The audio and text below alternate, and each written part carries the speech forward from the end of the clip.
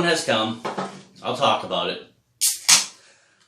I've talked about it a few times with people, and I talked to my brother, a fellow Bay Leaguer. I talked to a couple people on YouTube about it, and I just made a general response of, I was cut from my Bay League team. And it's 2020, and, you know, I'm in my 30s, and I'm getting cut, like, come on, are you serious? Like, what? What did you do? You must have sucked, right? You suck. Fuck you, kid. You can't fucking stop a fucking puck. No, it has nothing to do with that. It has nothing to do with that.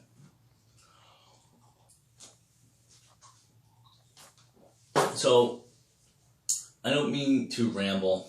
I don't mean to sound like a broken record. But the truth is, I was cut from a Bay League team, north of Boston. Good team. They can play. They've been playing for a while. They won back-to-back championships.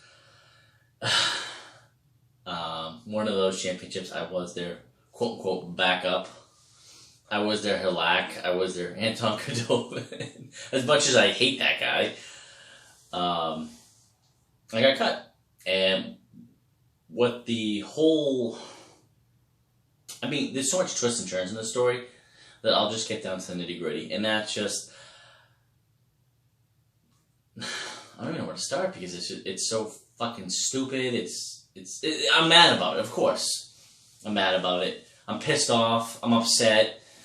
But I'm not going to come out here and say, this team sucks and fuck them. They're never going to win again. No, it has nothing to do with that. And it really has nothing to do with me either. It's not like, oh, you suck. You can't fucking stop the puck. That's why we're moving on. No, it has nothing to do with that. It's more or less all who you know. And that's what it comes back to. Doesn't matter how good you are. Doesn't matter how great your pads look. It doesn't matter if you can stop the puck on your head. It's all who you know. It's not what you are. It's who you are. Who do you know? Interesting. That's said about a lot of things. Jobs, you know, friends, family. It is what it is. So I'm not going to sugarcoat it. It is what it is. So my big thing was, I played for this team.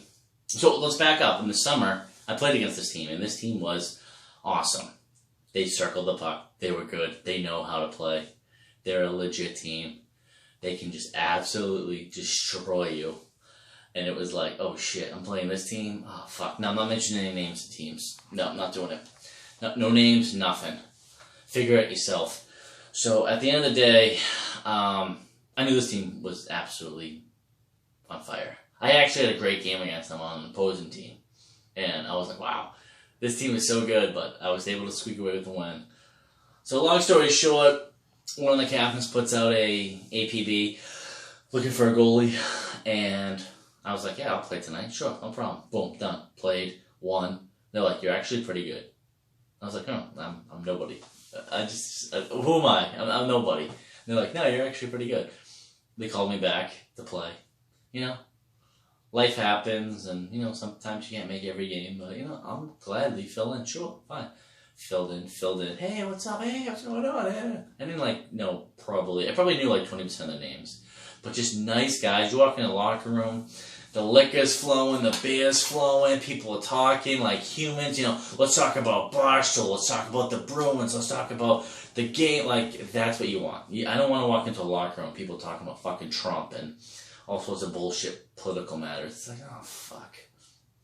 Which I, unfortunately, had to deal with that before. So at the end of the day, everything was going great, and it was like, okay, they're in the championship, and okay, fine.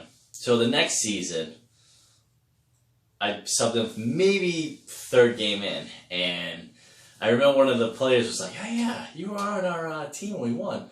He hands me a t-shirt, and it says Champions, and I was like, oh shit, thank you. He's like, yeah, you contributed. You won us a couple of games. I think my record with them that year was about like 4-1-1. I was actually, you know, you play very good when you have players that you respect, you like, and want to win for. So it's not just like you're an asshole just feeling, no, I want to win for these guys because they're awesome. I want to come back. And that's what happened. So that relationship was built right there, and it progressed. So I'll just get down to the truth. 1 o'clock game on a Sunday. Patriots versus the Cowboys. I remember it was Brady versus Prescott. And I just remember getting shit-faced. I was wasted.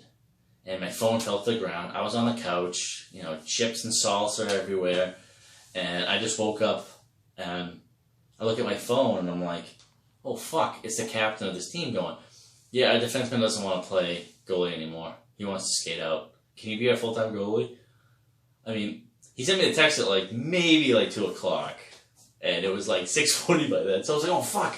I'm like, oh yeah, I'll be your goalie. Oh fuck yeah, let's play. Oh, yeah, let's do it. So I was like, fuck yeah, let's do it. And we went from there. And we were pretty, they moved them up because they won 2 years in a row. And it was a tough division. And I just had fun. You play against good teams and you just like, okay, you know, here we go. I still got it. I'm not some fucking piece of shit. And sadly, you know, the COVID-19 bullshit happened. And even worse was the league tanked, went bankrupt. So I was like, fuck. And I remember I was in constant communication with the captain. I was like, hey, what's going on? Blah, blah, blah. And he pretty much, which I don't have the, you know, the screenshot, I should say, of the conversation, which I wouldn't post anyways. I think that's kind of a little bit of betrayal, but he's like, oh yeah, don't worry. When we get back together, you know, we're going to find a new league. We're going to get back together. We're going to get the band back together. And don't worry, we're going to have you be goalie. I'm like, sweet, yeah, fuck yeah. So if you've watched my videos at all, you notice I did an unboxing with that awesome Bauer mask that was painted beautifully. You know, I got that old school, you know, late 80s, 90s pinstripe and the white cage and the, you know, oh, it was a fucking awesome mask, but it all went to shit. Seriously. It went to shit. So, my fellow beer leaguer and brother sends me a text and goes, oh, you know, they're going to have league games and here's a schedule. This is my schedule. You know, here's your schedule. And I'm like, oh, I haven't heard anything from this team. What the fuck? So I'm like, what? Wait a second. What the fuck up? Wait. Games start in like a week and a half, like legit 5 days when he sent me. I'm like, okay. So it was a Wednesday. It was a 10:40 game in Malden, Massachusetts. And I was like, oh, fuck yeah. So I'll never forget it. I was at work. I was on Bennington Street in Winthrop. And I texted the captain. I texted 2 of the captains. And I didn't hear any response. I was like, okay, I kept working. And then all of a sudden around 11:15 a.m., I get a response. And it's this long paragraph. And I'm like, oh, fuck. And they basically said in a nutshell that the defenseman, who was their goalie, decided to go back to being a goalie. So we're going to keep so-and-so in the cage. And thanks for your help, but we'll call you if we need you. Oh.